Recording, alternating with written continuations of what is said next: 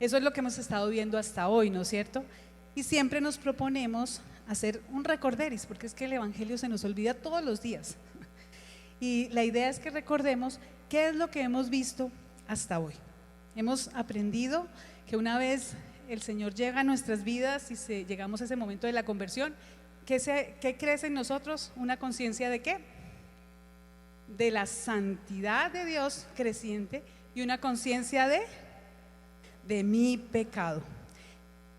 También hemos aprendido que en medio de esa conciencia de Dios y nuestra conciencia está el sacrificio de Cristo en la cruz, ¿no es cierto? Y hemos aprendido que esa cruz crece, no es que crezca por nosotras, sino que en nosotros, en la medida que lo conocemos, crece, se magnifica el sacrificio de Cristo en la cruz.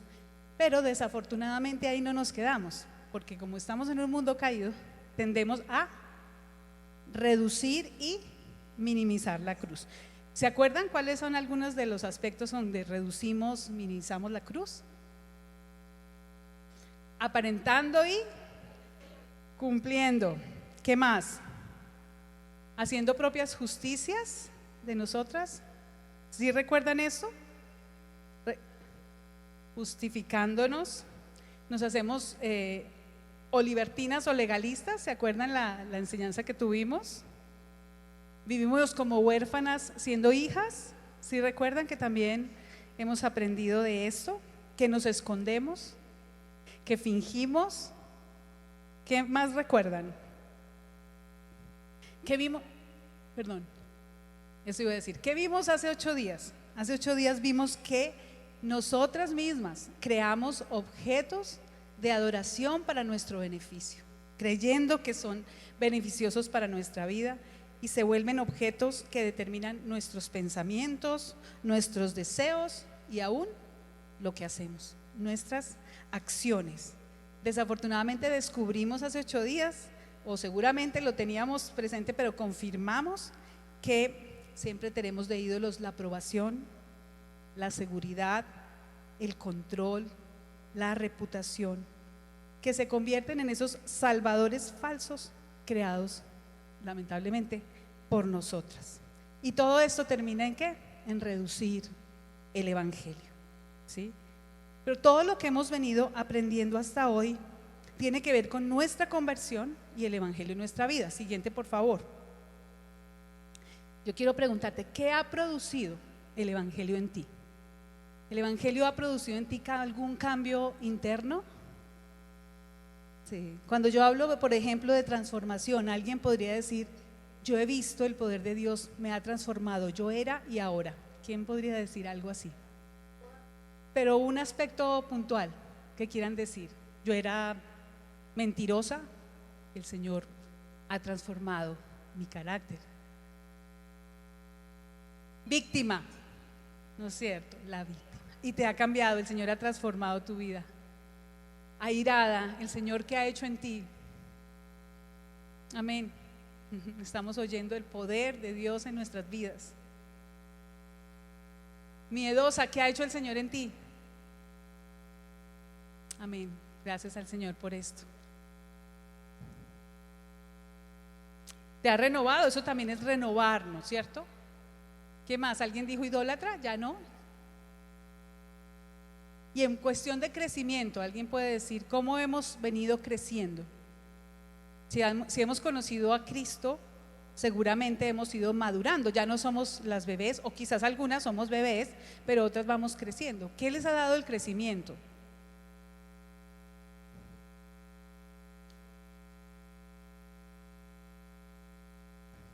¿Por medio de qué? La fe, la palabra. Entonces, cuando entendemos la riqueza, la profundidad del Evangelio, eso tiene que producir en nosotros lo que ahora estamos expresando: gracia, gratitud. Hemos sido libres. El Señor sigue haciendo la obra en nosotros, nos transforma, nos renueva, nos da el crecimiento. Así que el Evangelio es personal. ¿Están de acuerdo conmigo? El Evangelio es personal, el Evangelio es intransferible. Lo que yo he vivido del Evangelio te lo puedo contar. Sofía acaba de decir: he tenido ira, alguien dijo más miedo, pero eso que ha vivido cada una es de cada una. Nadie más lo puede vivir por mí, ¿sí? Pero una vez experimentamos el poder de Dios, puede surgir algo que no es tan bueno, y es creer que el Evangelio es una realidad privada, que es solamente, que es personal, que obra en mi vida, pero el Evangelio es mucho más que eso.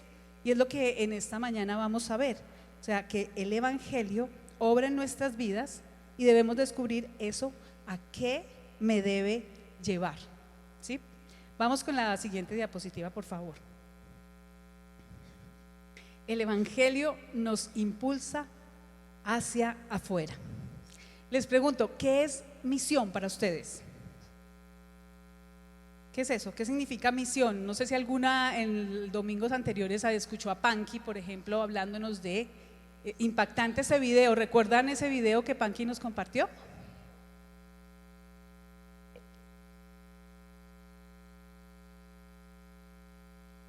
Y está muy bien, Aurorita, ir a otros lugares. Panky nos decía, hay millones de personas que están perdidas sin el Evangelio, pero por lo menos queremos ir ¿a dónde? Al Caquetá, con los Coreguare, y vamos a ir este año, ¿no es cierto? Eso nos decía Panky. ¿Cómo?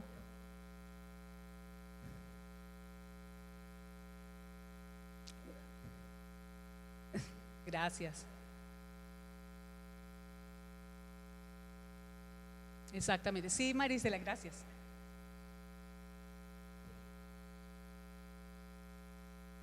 O aportando.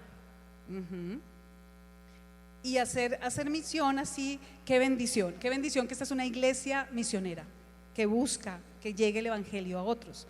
Pero si hemos creído que la misión, y me recuerda su nombre que lo olvidé, Rebeca, perdón, sí, me acordé, no me lo tuviste que recordar. Lo que Rebeca nos dice, cuando creemos que las misiones son ir a otras naciones, está bien, podemos estar un poquito también erradas, porque todas aquí, una vez conocemos el Evangelio, debemos ser misioneras, y eso es vivir el Evangelio correctamente, eso es vivir la vida centrada en el Evangelio, que es lo que estamos aprendiendo durante este primer año. Vamos, ¿cómo?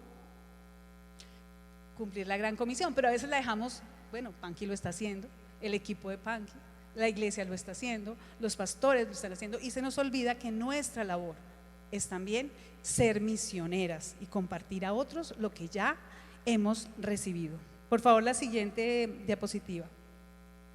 Quiero que pensemos en este acto misionero. ¿Quién se anima a leerlo con voz fuerte, despacio, se pone de pie y me acompaña leyendo 1 de Juan 4 del 9 al 11? Rebeca, por favor.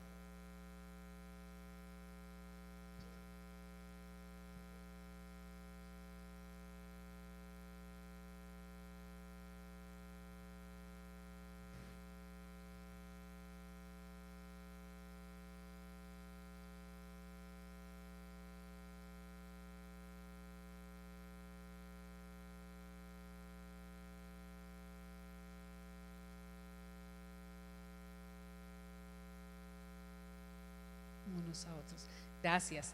¿Dónde vemos aquí la misión reflejada en este texto? Dios envió a su Hijo, ¿no es cierto? Y vuelve y nos lo repite, sino que Él nos amó y envió a su Hijo. Lo repite, lo envió. ¿Por qué? Porque era el único que podía ser propicio para la ira de Dios, porque estábamos separadas, perdidas, y Dios envió. Ese es un acto de amor misional. Hoy vamos a aprender la palabra misional. El acto de amor misional más grande lo manifestó Dios y nos modela y nos da ese ejemplo, porque estábamos muertas, perdidas, estábamos separados de Dios, ¿no es cierto? ¿Y cuál es el amor que mueve a Dios? Nosotras mismas somos, el Señor se mueve para darnos a nosotras la salvación, entregando a su Hijo Jesús, o sea, su venida. Y la venida de Jesús también glorificó al Padre, ¿no es cierto? No solamente nos salvó, sino su venida le dio la gloria, su venida, el sufrimiento que padeció Jesús, Él tenía puesto gozo en su corazón, siendo 100% Dios, pero 100% humano.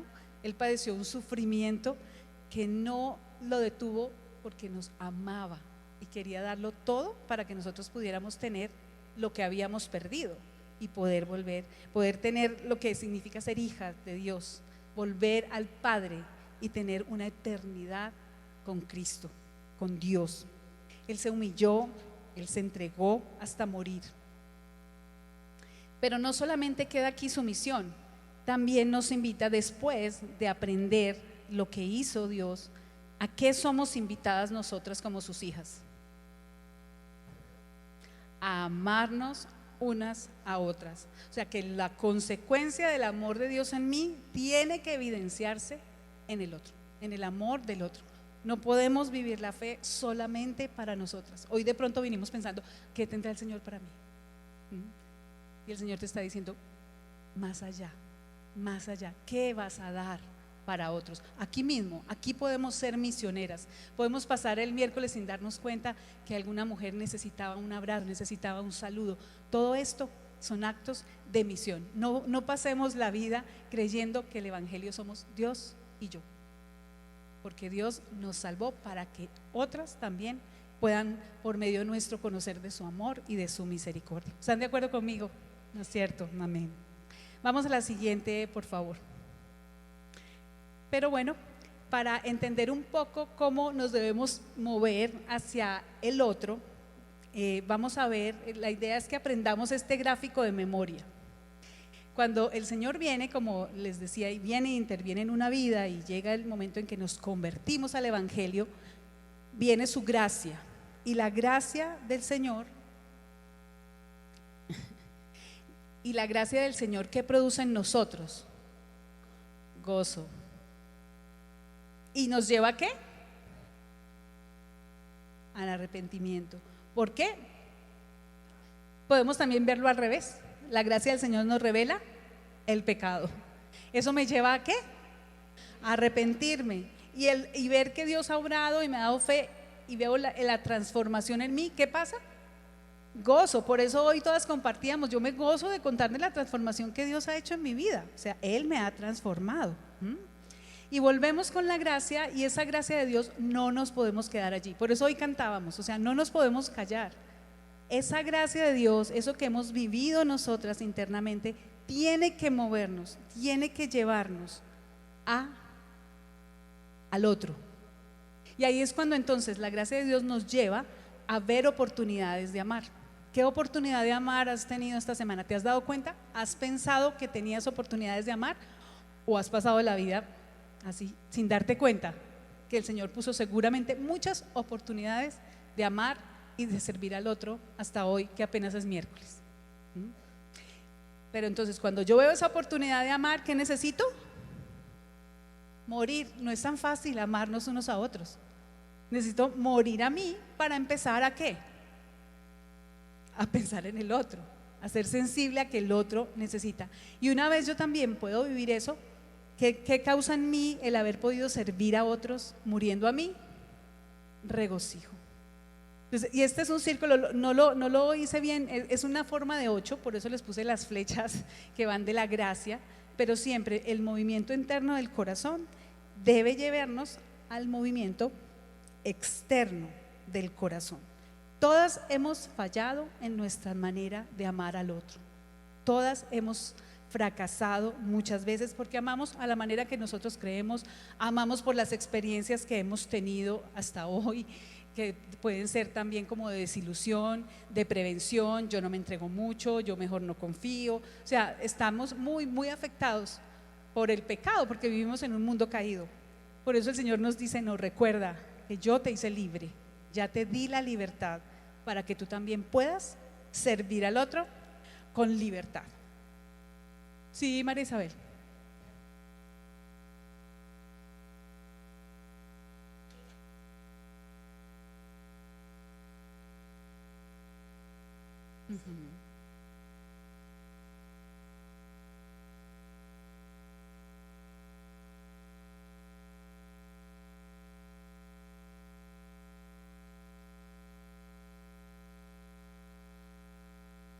Mm, claro.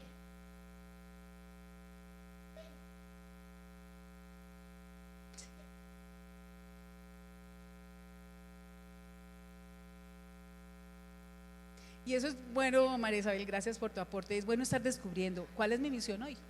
Yo hoy tengo una misión.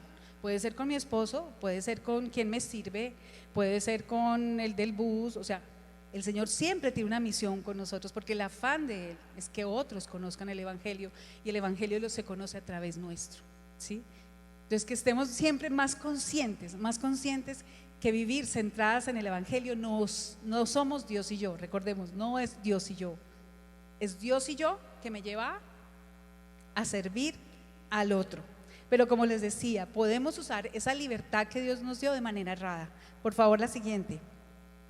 Dice el texto en Gálatas 5:13, dice: porque vosotros, hermanos, a libertad habéis sido llamados, solamente que no uséis la libertad como ocasión para la carne, sino servíos por amor los unos a los otros.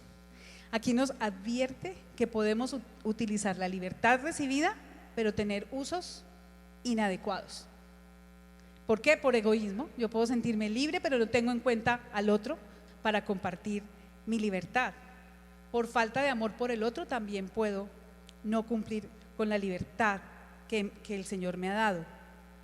Él siempre ha querido, Él nos dignificó, Cristo nos definió la vida tanto en relación con Él como en relación con el prójimo. El resto del texto dice que la ley consiste en amar al prójimo como a ti mismo. Yo solamente resalté esta parte, pero dice: ama al prójimo como a ti mismo.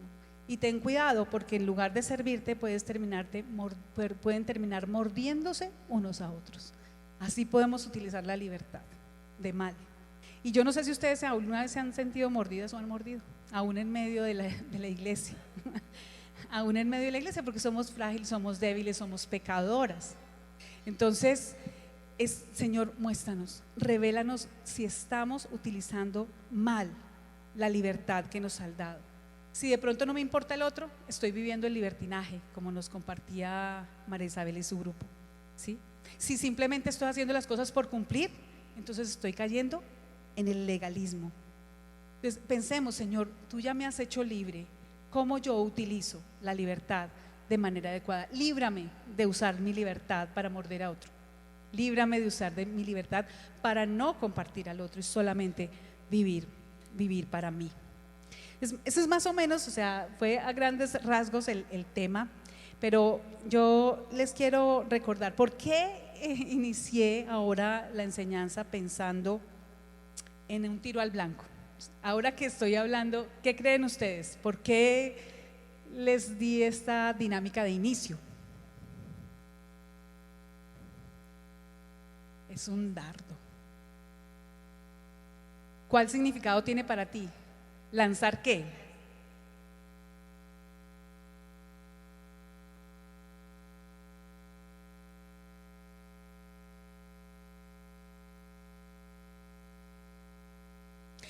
Mira, como no lo había pensado, pero María Isabel dice: yo puedo tirar un dardo que haga daño. ¿No es cierto? Yo le tiro el dardo y yo sé qué le puedo decir. Y eso es usar más la libertad. Pero cuando la usamos adecuadamente, ¿qué significaría el tiro al blanco?